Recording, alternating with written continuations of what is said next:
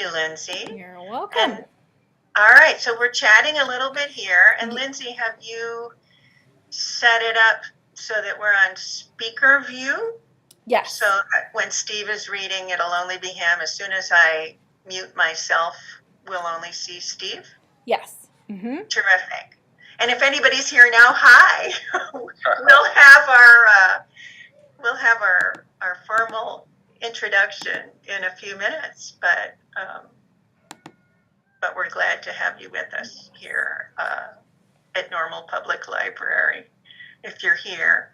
And what we'll do, Steve, is, and I think Lindsay's still around, generally we record this program, and then it's archived so that if somebody joined us late, they can see it from the start. Recording in progress. There we go. Sure. So now we've been notified of that. So that's great. And I've got my chat in the Zoom up to you, so if we send each other messages that way. Yeah, I've got my chat up too. Okay. Okay. That's great. You guys are all set. It looks good on YouTube Live. I'll be checking in. Thank you. Yes. Thanks, Lindsay. You're Thanks, welcome. Lindsay. Good to meet you. You too. It's terribly hot in central Illinois today. How is it in northern Indiana? Oh, it cooled down in the afternoon, but it was kind of, I thought it was going to rain, but it kind of passed over. Yeah. We had a very strong storm the other night, and my parents have a big, tall, beautiful black walnut tree, and now many of its branches are down. And some tree guys came out today. I don't know if the tree itself can survive that damage or if it will have to come down to. That's a bummer. Yeah, because those are beautiful trees. Yeah. And how's your summer been? It's been good. I mean, I'm in school now. I've been in school for a few weeks, so. Uh-huh. Yeah. And summer was pretty low key. I didn't do anything for extra work this time around, so. Yeah. Just kind of read, wrote, and carted the kids around to the places they were going and that kind of thing. Yeah. And what grades do you teach? I teach mostly senior English. It's kind of the middle track course right now that I've got most of my course load is, and then I teach creative writing in the fall semester, and I do a film lit class in the spring semester. So. That sounds wonderful. Yeah, it's pretty fun. Yeah, I think we probably have similar experiences. I taught, when I lived in Chicago, I eventually got my graduate degree and taught writing at DePaul University. Oh, nice. Composition and rhetoric for first-year students and some creative writing. And at a certain point, I got to teach a film lit class, too. Nice. It was a lot of fun. Yeah. Are there favorite films that you have? Well, ours focuses on films that have been adapted from books. So that's kind of the way we do that. And I don't know, that's sort of all over the map. We do a Jane Austen something. Yeah. And we do, it's just, I kind of just Googled a bunch of stuff and cobbled together a kind of a syllabus from what I found online. And I had a student who was a really good student, really into film, and he was able to get me a lot of the movies that he could just load onto my school laptop, so that was nice too. Oh, terrific. Did you happen to see the new version of Persuasion by Jane Austen? No, I have not, no.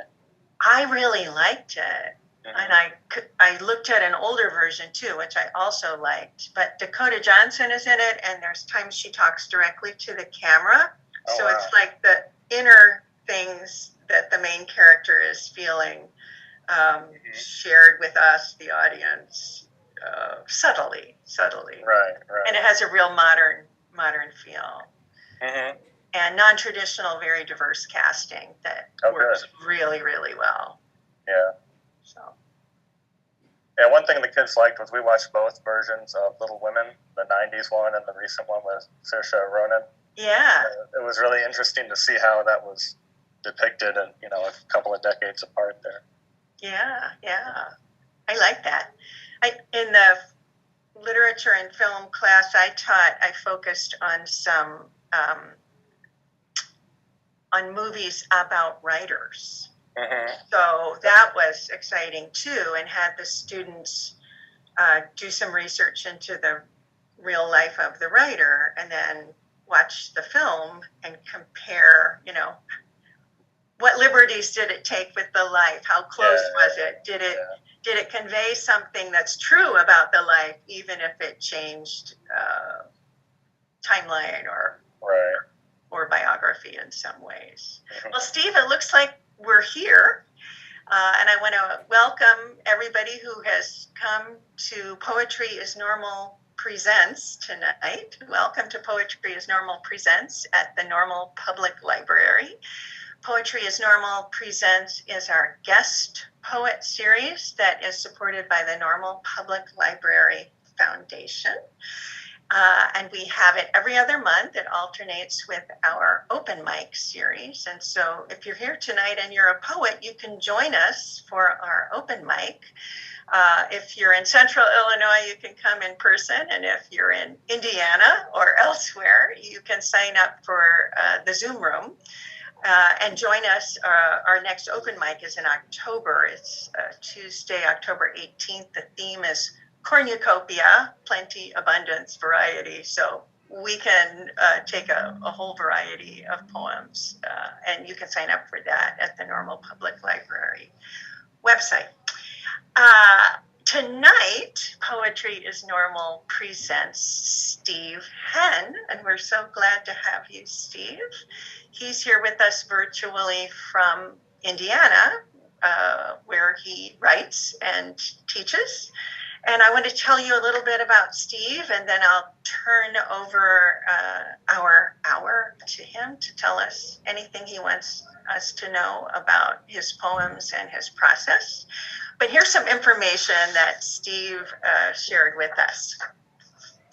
Steve Henn teaches high school English in Northern Indiana. His previous books include American Male, which I just happen to have, and Guilty Prayer, both published by Main Street Rag recently in 2022 and 2021. Indiana Noble Sad Man of the Year, published by Wolfson in 2017, and two previous collections from NYQ Books. He roots for the Fighting Irish, played high school soccer, and gives poetry readings in all kinds of places, from Pittsburgh to Milwaukee to Long Beach, travel conditions and money conditions and time permitting. His favorite food is crab cakes, which are also a unit of value measurement for anything in the world. This bio equals 0.85 crab cakes. I love crab cakes too. And you can learn more about Steve at his website, The Real Steve Henn, and I encourage you to do so because you can click on and read some of his poems there, as I did, and then I was also delighted to have these at hand. Thank you, Steve, for these. I read them this August as part of the Sealy Challenge when poets... Yeah, have you done that? I've seen it. A lot of people post on Twitter. One book a day, huh? Yes. It's quite a commitment. Takes a lot of reading energy, and because yours were chapbooks and I was so into them, then I read them both on one day. But I go back into them. That's reading intensely and fast. So I go back more slowly, poem by poem, and that's one of the reasons I'm really looking forward to your reading tonight. So again, I will very shortly mute myself.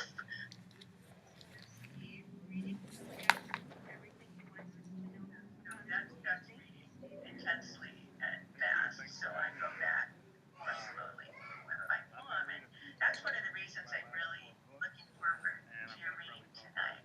So again, I will very shortly mute myself. This first one is American Male. It's my most recent collection. It's about, the poems have a lot to do with masculinity, but masculinity in a different sense.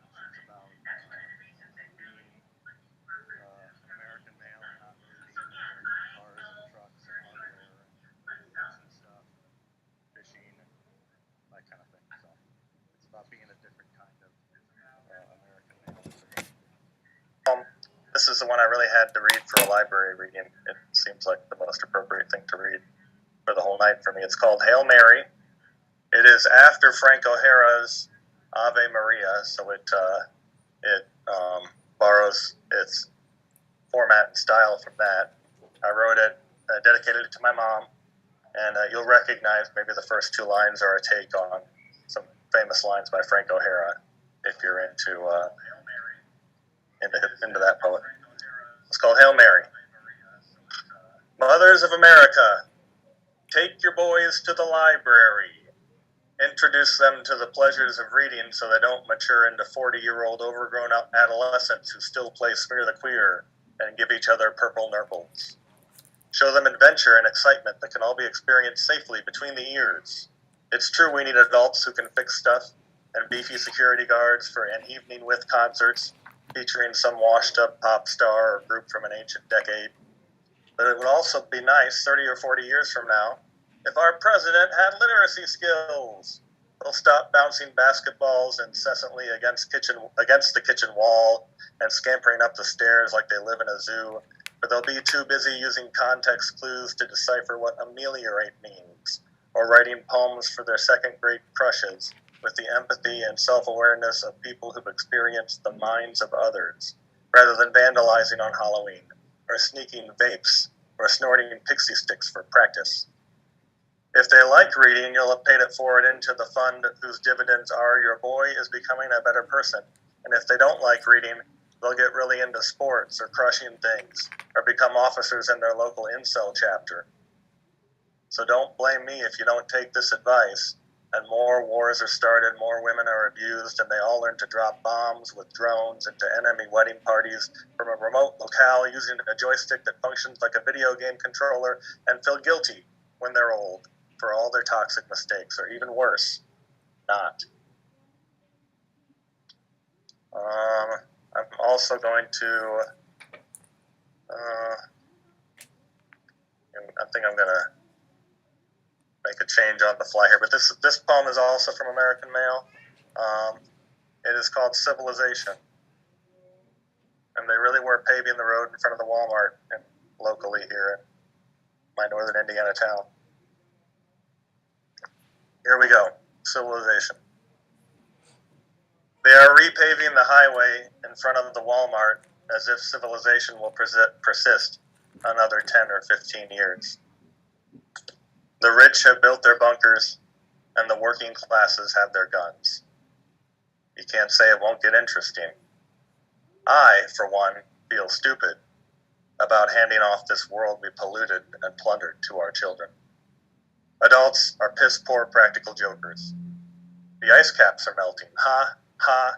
There's a continent of trash floating in the middle of the Pacific. Tee-hee. The people of America are murderous as ever. We've encouraged them to show up to every public display of expression, armed. I'm going to try another one more from American Male. This is comes up early in the book. It's a middle school memory. This is a real thing that happened at my middle school, and it took a long time to think back to it and realize that I'm not very proud of it, but it's called A Small Reckoning, or Bob-O-Matic. When I was in middle school, there was a janitor named Bob, who everybody called Bob the janitor, who would pick up change off the floor when he spied any laying about in the cafeteria or in the corners of the carpeted hallways. And so what happened was boys, this type of thing was always done by boys, began sticking fishing line with rubber cement or a piece of chewing gum to a quarter, or sometimes a whole dollar bill, and leaving it 3 or 4 human measures away on the floor next to their table in the cafeteria or in the hallway a few strides from where they stood. A group of tweener boys plotting hilarity, keeping an eye out for a victim, or for the victim, the one they hoped for. Other kids noticed, of course, and would ask what they called this advanced pranking technology, and they'd say it's called a Bob-O-Matic. It was the easiest thing to understand. Everybody understood the gag of ridiculing the old, hapless, underpaid janitor, too poor to retire, too spry for death, who wiped their unnecessary ketchup spills off their lunch tables, and who picked up their intentionally discarded used Kleenex from the hallway floors. Everyone roundly agreed that Bob-O-Matics were hilarious, especially the boys. All of us boys, all of us piss ants laughing and high-fiving over the imagined insult that Bob the janitor never fell for, though many of the boys said they got him. Many of the boys had their moment of cruel glory and an imagination that would grow into adulthood, and an imagination that was just beginning to get warm. Excuse my French there near the end, but it's hard to read that poem and leave that word out. That's okay. We understand. Yeah. Right. Thank you. Thank you for that. Your poems are so honest, hard-hitting, humor, but empathy and great reminders. Thank you. Of how we could be. So thank you very much. Mm-hmm. So I'm going to try a few from Guilty Prayer, and Kathleen had asked me before we went live right here if I was going to read any of the suicide-related poems. And Guilty Prayer, in fact, this book, the cover art is by my ex-wife, who's deceased, was the mother of my kids, Lydia Henn. And there's some suicide poems, or some poems dealing with suicide in the book. The first one, actually, in Guilty Prayer that I'm going to read is called What Darth Vader Taught Me. And it's actually about it references the attempt I made in 1999. So it's Suicide Awareness Month, and check on your people and don't be afraid to ask for help. Let somebody know you're not okay. Anyway, this is called What Darth Vader Taught Me. You can waste your whole cussed life romanticizing the dark side. Luke came home from the neighbor kids, terrified of Resident Evil. When the kids got into F-bomb substitute words, he wanted me to know. For a long time, my favorite novel was Silco's Ceremony. Good fights evil, nobody wins. Lather, rinse, repeat. But we know what side we're on, I think. Now recently, the Knicks takes top spot. The horrible, unfair world. The needless cruelty. It's kind of the same thing, just less good guys versus bad guys, more emo. Because somebody told me the enemy is within, and I believed it. So I drank antifreeze to purge the hot devil from my guts. Who can say if I was or was not successful? A doctor appeared, asked me, do you really want to die? And I said no, as if answering a question posed by Almighty God, or maybe even Jesus. Let's say Jesus, white guy, long hair, let's make it someone relatable. No, I said, with feeling like we were shooting a car commercial. Then I passed out of consciousness, not knowing if or when I would wake.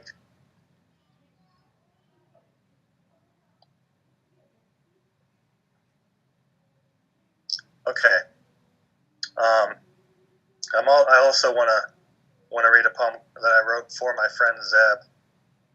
Zeb is an Atlanta famous chef, Zeb Stevenson. He's been on Chopped, and so if anybody's watching from Atlanta, you might have heard of the guy.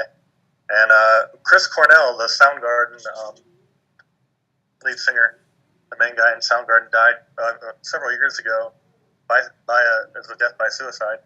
And I ended up writing this poem and addressing my friend Zeb, because Zeb was he's a good friend, and he was the high school classmate who first handed over a dub tape of Soundgarden and said, try this out. So this is called Suicide Note.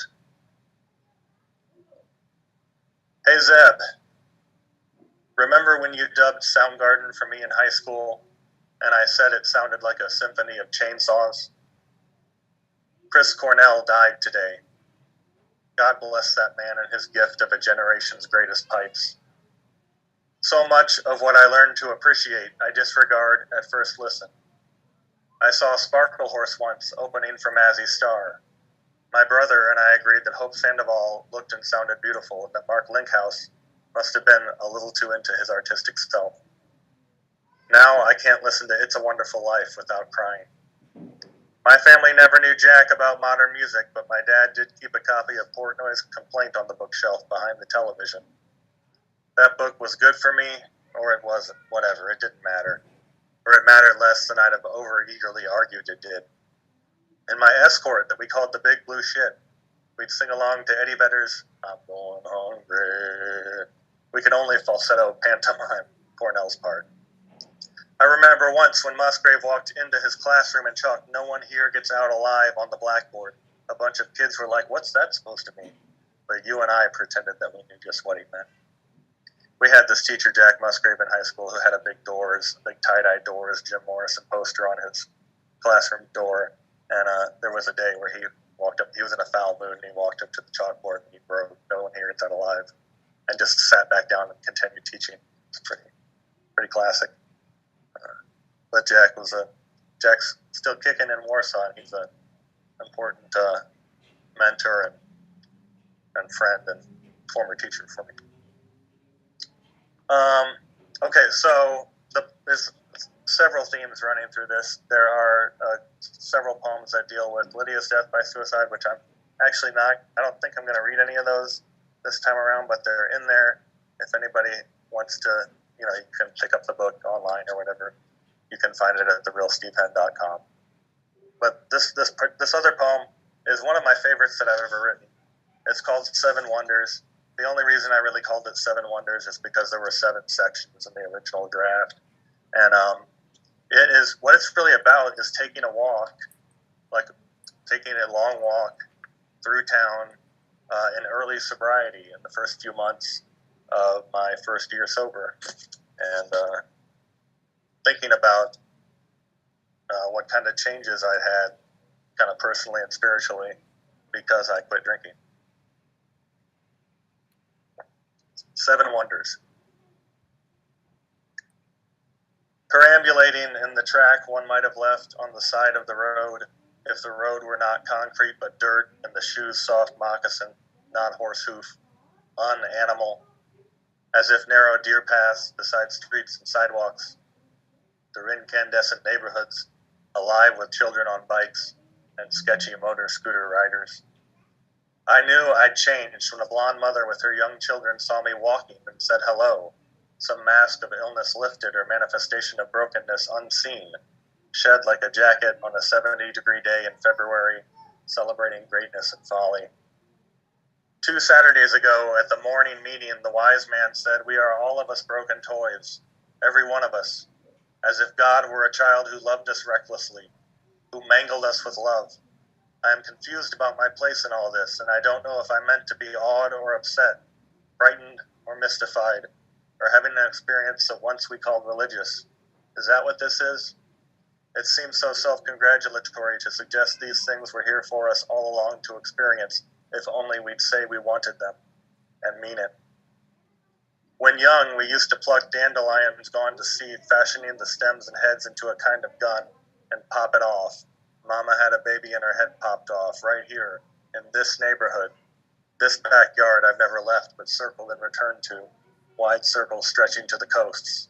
I wasn't born here, but I've taken up residence like a lion in a children's book purported to represent the way, the truth, and the light, and don't we know real lions would just as soon bite your head off as save your ass from a white witch? And so now I can really start asking questions. Is God benevolent like a dictator, or benign like a tumor, or malignant like the thoughts leading my thoughtless legs to the bar on a Sunday afternoon? I am trying to make sense of things. I am trying for an acceptance that doesn't feel like a submission. This happened once before. The world felt as if it would surely go on beyond my puny self, without asking my permission or caring either way, unconcerned with reward or punishment, simply sloughed off the walkway like an insect with broken legs. Is this the blessedly depressing gift mind had in mind? Is this my piss-poor enlightenment? We are light years removed. We are eons removed from the center of the universe. Okay, so that's from Guilty Prayer. I'm going to follow up with probably a couple of kind of sad poems. I know I'm kind of hitting the low notes this time, but I've got a couple of poems that I like that are kind of sad. And Indiana Noble Sadman of the Year. My oldest child drew the cover image there, and throughout the book, there are drawings by my kids, which when it came out in 2017, and the drawings were even when they were even younger than that. So like, here's one. This is in the the poem is called Requiem, but there's a little guy here in this corner of Requiem. I think Luke did that. I think Marie, who used to go by Franny, might have done that one. But anyway, so this is a poem about missing my dad, who died a long time ago when I was 15 years old. It's called Requiem. I want to go back to the time of toaster ovens, to a Sears salesman setting up an in-home demonstration of a behemoth microwave, nuking a cake to cooked.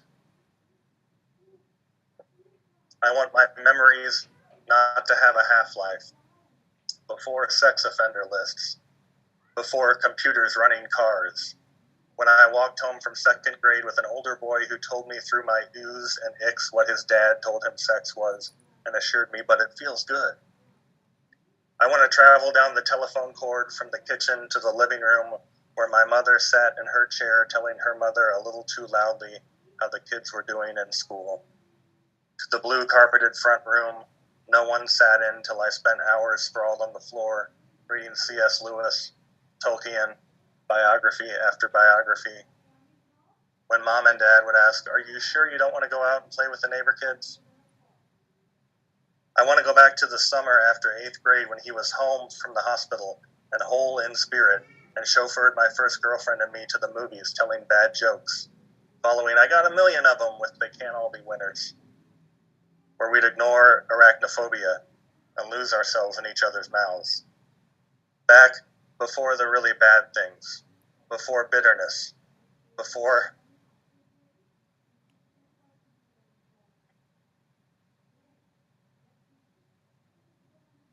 I could take 2 right turns on my bike out of the neighborhood to Oakwood.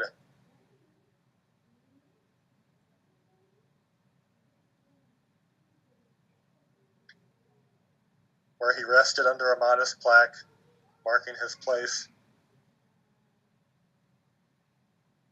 Already slipping, already fading, a memory receding day by day in a tombstone grassland. Already not there. Thank you for your emotion and your vulnerability. Ever since I got sober, I rarely get to read without crying at least once. Yeah. Kind of embarrassing. No, it's right there. Thank you for that sharing. And congratulations on your sobriety, too. I remember, now his name is the wonderful short story writer who's... Carver? Yes, Raymond Carver. He said the thing he was most proud of was getting sober. Yeah. And he wrote those beautiful stories for us all. Right. Yeah. Well, I got sober right after this book came out, Sad Man, because I didn't want to screw up anything good that would happen with it. I didn't want to read anywhere with beers in me or anything like that. Yeah. And so that was my last book that I wrote with any influence of alcohol, and then Guilty Prayer and American Male. Guilty Prayer includes my first half year of sober poems. There's a lot of good ones in there. Yeah. One of my friends who is a former student who got sober too mentioned to me that I asked him if his poetry powers got better when he got sober, and he said it's like your ability comes back and it rushes back in a really intense way. And that was my experience in my first couple of years sober. Was I felt like I was writing a lot better and a lot more perceptive stuff when I didn't have any alcohol in me than before. Yeah. So I've got another one from Indiana Noble Sad Man of the Year. This was written on a Father's Day. It's a real Father's Day experience. And, where is it? There it is. Oh, by the way, the drawing there, my son Oren did that drawing. It is hot dog people on a hot dog boat fishing for hot dog sharks with hot dogs.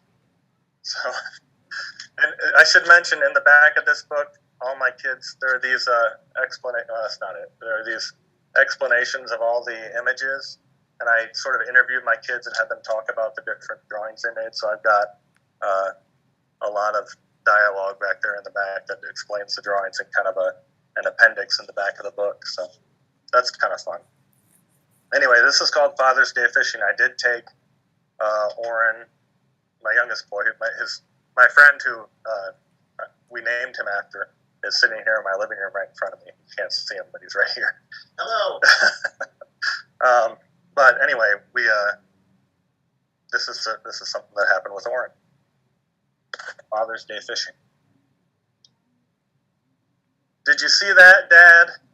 My boy said from the grass behind the seawall. That's quite a cast for a 5-year-old, he said. I wish I were so unconsciously witty.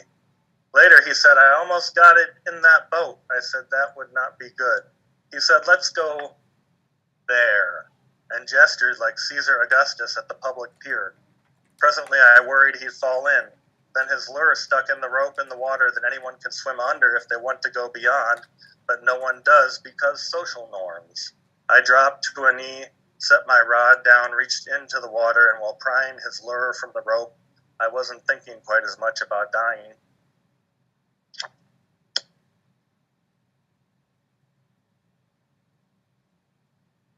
Oren, my son Oren, it's not really an active Twitter account, but there is still a Twitter account up of things he said when he was a young kid. It's called Pearls of Orenism. And so anybody who's listening is welcome to look that up. It's the stuff from early in his life when he's like 4 or 5, that's especially funny stuff. But his siblings and I kept a running tab on various weird things he would say, and then we'd post them on Twitter. And he was sort of briefly among my high school students, kind of Twitter famous for a minute there as like a 8 or 9-year-old or whatever.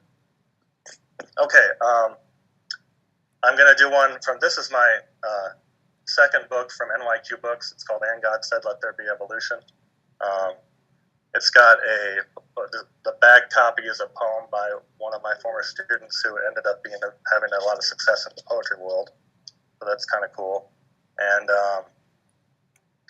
so with this book, I was reading a lot of Bob Hickok. I was reading everything I could find by Bob Hickok in around 2011 or so. And I was kind of exiting the Catholic Church for the last and final time.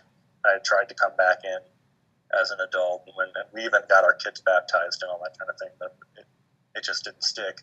And so I was sort of reckoning with the Catholic faith and my relationship to it and all that kind of thing. With this particular poem is about Lydia. We were still married at the time. Is about her. That's not the right one.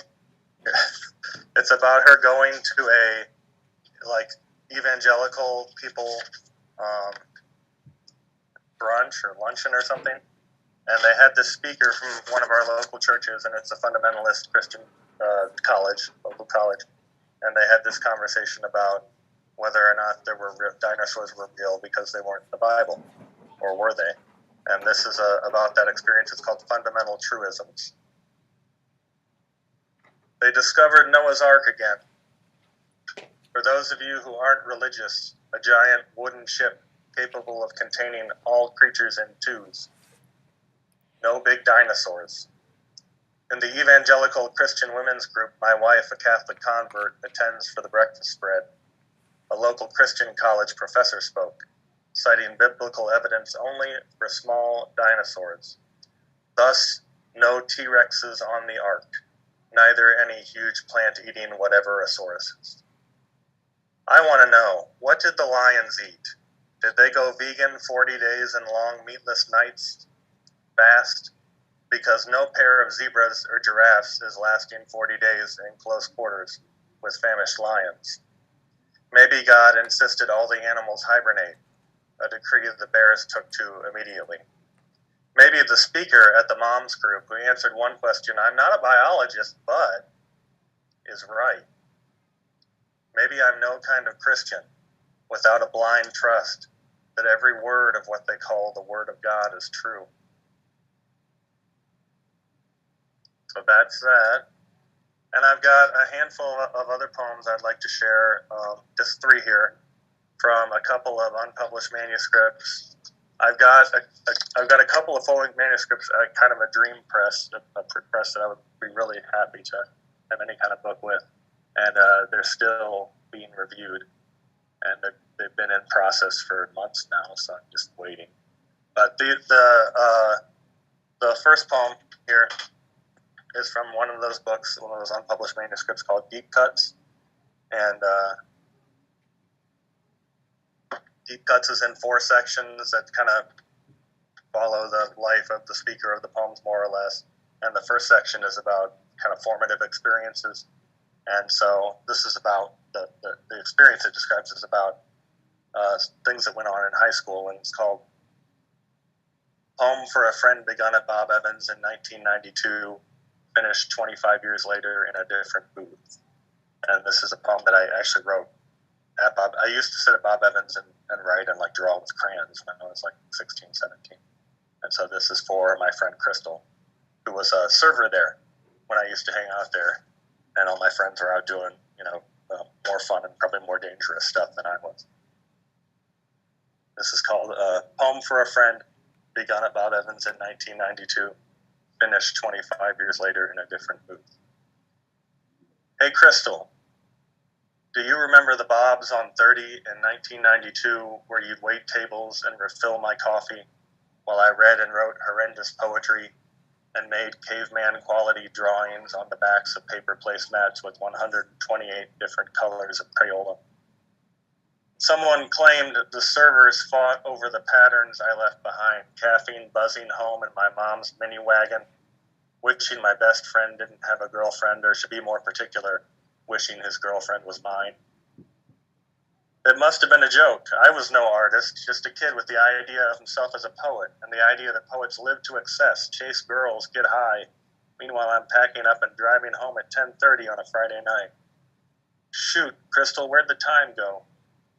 I mean, you had a whole lifelong romance since I last saw you in here, just minutes, mere decades ago. All these years later, and no one will ever tell the true ingredients in those off-white ceramic containers of non-dairy creamer. I used to think sitting in here for hours, not making friends with the kids on county road adventures, that my life was just wasting away, trickling and pooling into nothing important, like coffee spilled on a crayon drawing on a placemat, not yet soiled with cigarette ash, so long ago. I used to think tomorrow, or the day after that anyway, sometime too soon. We're all gonna die. It's not been long since your husband died. The only thing I can think to say is I wish I hadn't have been right. And then my son, one of my boys, Luke, is a trans boy. And when he came out as a boy, there were some kids on via Instagram who sort of harassed him. And we even reported to the police this young man who had threatened to kill him on Instagram because he's a trans boy. That's no other reason. And anyway, so I ended up after having that experience, and Luke kind of wanted to let it go, so we didn't even pursue what happened with the county prosecutor's office that was contacted and all that. It became a thing for a while, and then it kind of wasn't a thing. But I wrote this poem for that boy. It's called Poem for Austin, the boy who threatened to kill my son on social media.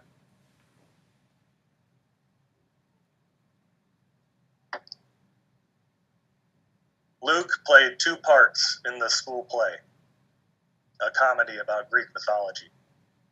Achilles, the nearly indestructible warrior, and man, as in kind. If you could have seen how authentically he accepted the manhood granted by Prometheus, how knowingly he popped the footrest on the dad chair stage right, cheekily commanding Pandora to make me dinner, woman. If you could have seen how happily he flitted Trojan to Trojan, touching each with a plastic sword so they'd swoon and fall and die like straight men, playing dead as only brothers would. Perhaps you would have clapped or laughed, or as you sat there, scowling while a boy you insist cannot be a boy carried himself proudly across the stage in lights. Perhaps you would have understood how unnecessary it is to threaten another child on Instagram, how you never actually had to message him to insist he could never be the one thing he's always, in his heart's core, in his heart of hearts. known himself to be. That half of that last part is stolen from Shakespeare. Shakespeare tells Horatio that he's his best friend ever, and he talks about, and he holds him in his heart's core and his heart of hearts. So I completely plagiarized Shakespeare there, but he's in the public domain, so I think I'm okay. Then I'll do one more poem. This one is in poem for Austin, and another one are in a work that I don't know. I might be kind of adjusting it before I send it back out or anything, but it's called The Great Pumpkin and Other Poems right now. And this is a poem about teaching. It's called High School English Teacher. I have to give credit to, I think there's an image right at the end of the poem, and I think I kind of adapted that from Max Heinig, who was a teacher and poet in upstate New York. I think this came from something that I read from him. I'm not certain, but I was thinking I read it somewhere after a while, and I think that's where I found it. He has a book out called Good Harbor, and he's a really good high school English teacher up there in upstate New York. So anyway, I stole something from him for this poem. Here we go. High school English teacher. Some days you feel like a pointless taskmaster, haranguing a gang of disaffected devotees, late bell to late bell. Some days you wonder if anything coming out your own mouth makes sense. Some days you don't want to be here at all. You're eyeing the clock as the minutes float by, the students slump out of the room. Tick, tick. You wander too easily off topic, too uninspired with yourself to maintain merely a bad mood, not nearly a healthy negativity. Some days you ask, should I be doing something else? Other days you slog through hours of 2-paragraph responses, hoping for a spark in the thinking to fire you up, to stoke a response. It doesn't always happen often, but it happens never too. One day you get an email from a former student praising you, the best teacher he ever had, including college too. You're happy that he thinks the challenge your course presented sent him crawling up a hill of language to another level of skill. There's nothing much to say back about this. Thank him. What else can you do? When you drank a lot, you might have seen a former student at the bar who insisted on buying you a beer. You might have listened to the boozy truth of how they honest to God loved you. Your dream is to be flown across the country, around the world even, to read your poems to honestly interested crowds of eager listeners. But this is what you got instead. About 25 faces per class period. Hopeful, or bored, or angry, or sad. Somewhere else in their heads or right here, right now, turning the light of their young and, yes, you know it to be true. They're hopeful. They're eager faces toward you.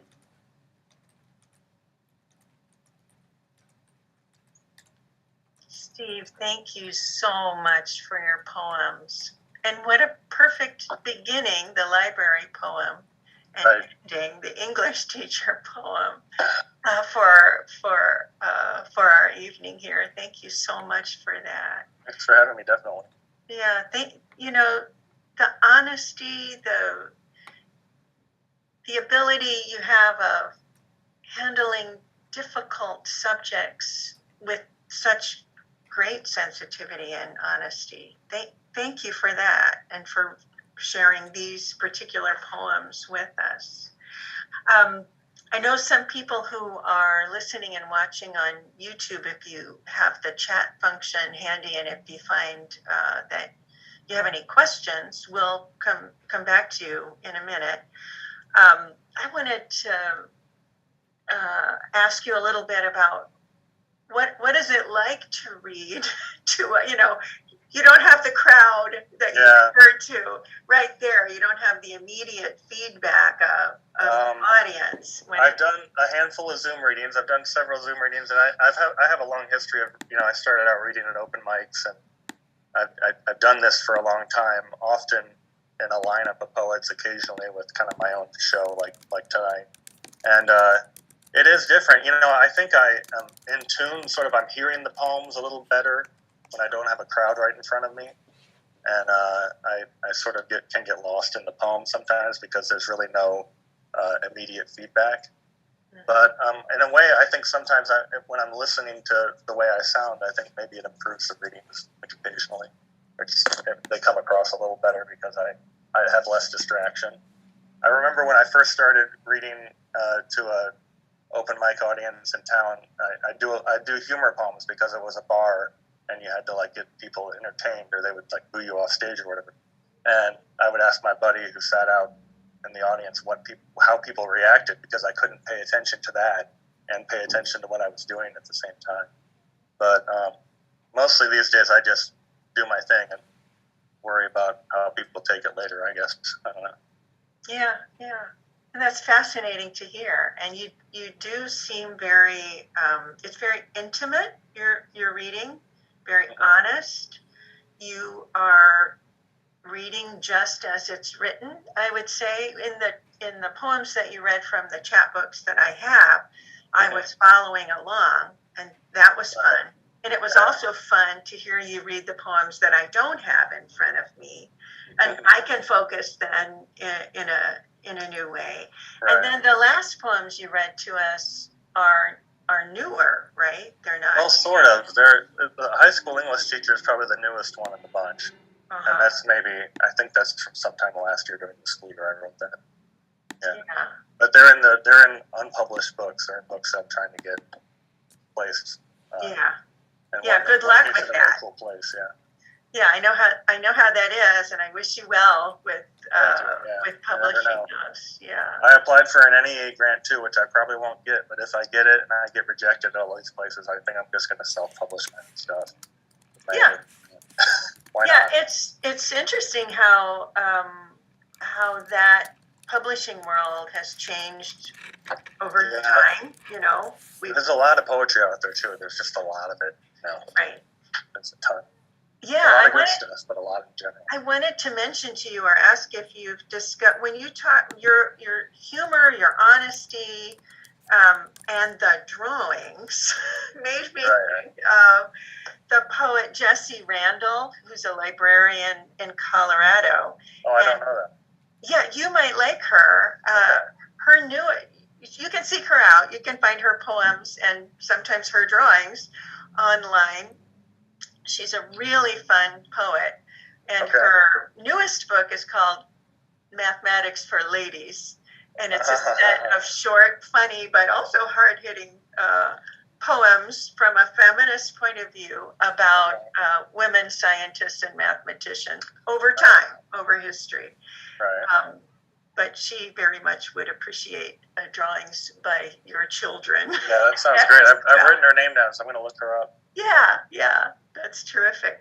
I wonder if Oren is the child who's right there, right? Does Oren have is the adult who's right here. The adult, your child. No. Oren is my friend who is 2 years younger than me, who we named our boy after. Oh, that Oren. Here he comes. Hi, Oren. Do you have any questions for Steve? Hold on. Let me take.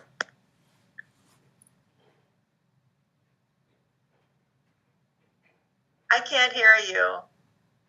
You might have to make an adjustment to your microphone now, because I wonder if Oren, the grown-up, has any questions for Steve.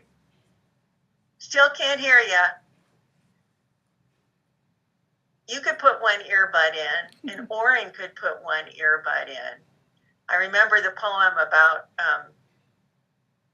touching but not touching in weird ways. So no worries about that. Can you hear us now? Yes. Do you have any questions for Steve about his poems? Well, Steve named his son Oren after me, and I was very flattered. And since I'm never going to have a son and name him Steve, I decided to do the next best thing, and I got Steve's likeness tattooed on my arm. Wow. Hard to see in the light. That's Steve right there. That is his Mount Rushmore of creative influences. Oh, that's great. I see them. Oh! We've never had this happen at Poetry is Normal Presents before. MCA from Beastie Boys and Beck. Those are his four. That's his poetic Mount Rushmore, artistic Mount Rushmore. It's pretty fun. Oh, that's great. I'm glad that you read the Darth Vader poem. Thank you. That was going to be one that I requested if you Okay. hadn't Yeah. read it. And I kind of had another request, but we'll wait. We'll ask if Lindsay is back and if she has noticed any questions from YouTube listeners or viewers. I think there's one in the chat there, isn't there? Okay. Yes, Yeah. one in the chat. Okay, well, it says What another is it? question: how comfortable are you sharing poems with your students? Students know that I am a poet and that I do this kind of stuff, and I will tell them. I'll mention to them that I'm doing a Zoom reading or something like that, but they don't often. It's only a select few students who come out and even take a look at anything, and they can access my website if they want. But I don't really. My poems are not what my class is about. I don't think it's appropriate to really be all about sharing my work with a kind of a captive audience. So, and also, there are adult themes, and there is salty language at times, and there's all this stuff in my poems that I feel a kind of a responsibility to not foist it on students just because I wrote it. And but they can seek it out. I don't ever have a problem with kids who are current student or former students seeking out and looking for my work. There's nothing I've done that I'm embarrassed of. So. Yeah, thanks for letting us know about that. That matches what a lot of poets who are teachers have said. Mm-hmm. Although I know other situations where poets who are teachers do teach their own work. But I've heard most of that. Of them avoid it. Yeah. Thank you for that. Do you have time to read us Abs? Oh, okay. Because is that in Guilty Prayer? Yes, on page 25. All right. Yeah. Okay. Because that was fun, and I remember from your bio that you played soccer, right? And so this. Yeah, this is now my second favorite soccer poem because I wrote a poem about the best goal I ever scored a few months ago, and now that's my favorite soccer poem. It was a miracle goal that was just kind of a fluke on a club team. But anyway, this is Abs. Yeah, this is about the abs I had when I was a 17-year-old high school athlete in very good shape. Shape I have not been in since. Abs. I'd like to have the abs I had when I was 17.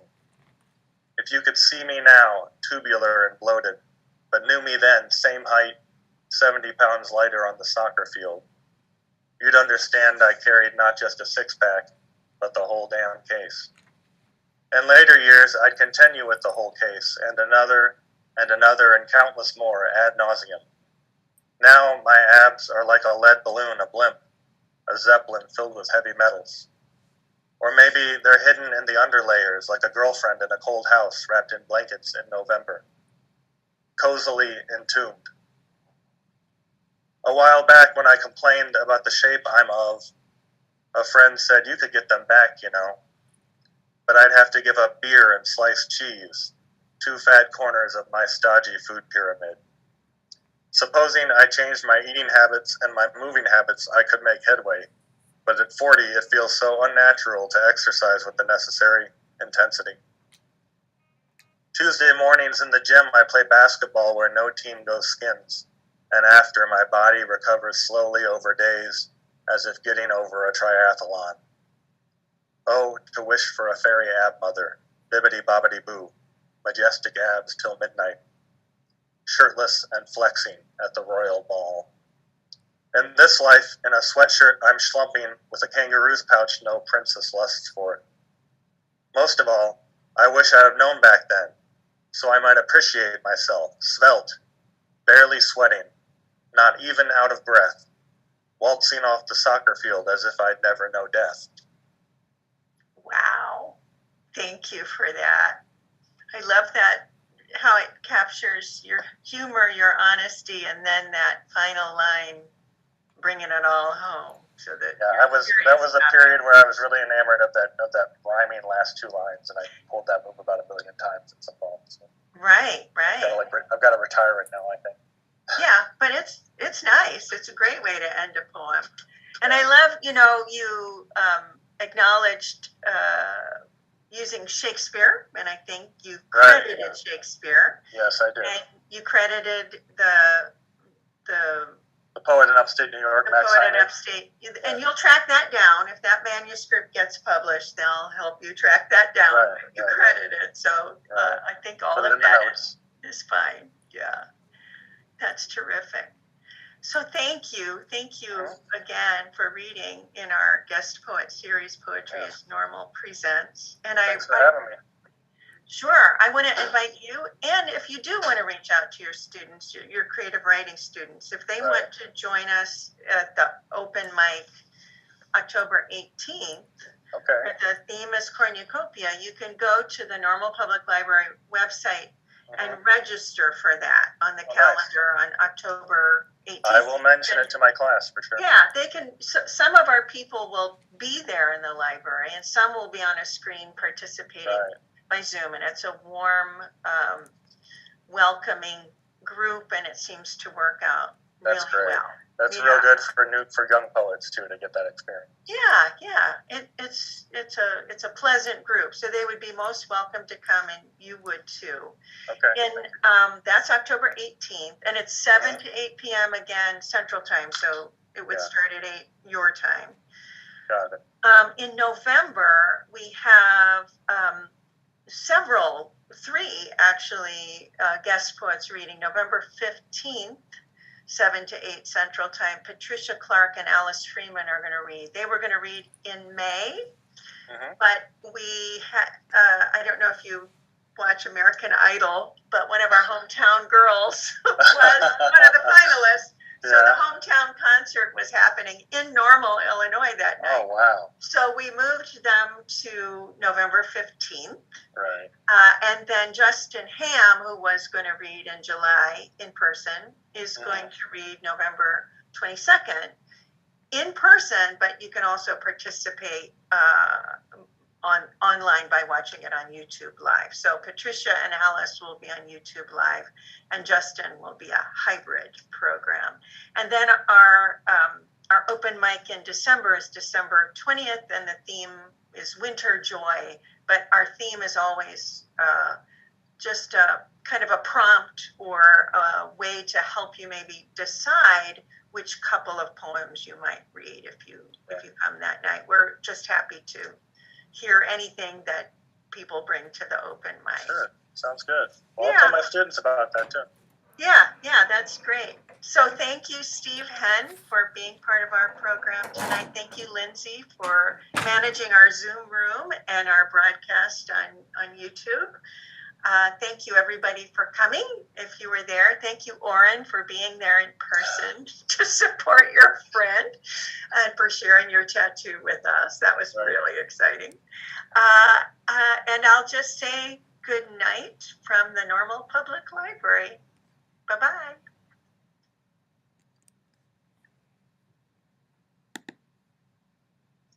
So, Lindsay? Yes. Okay. I just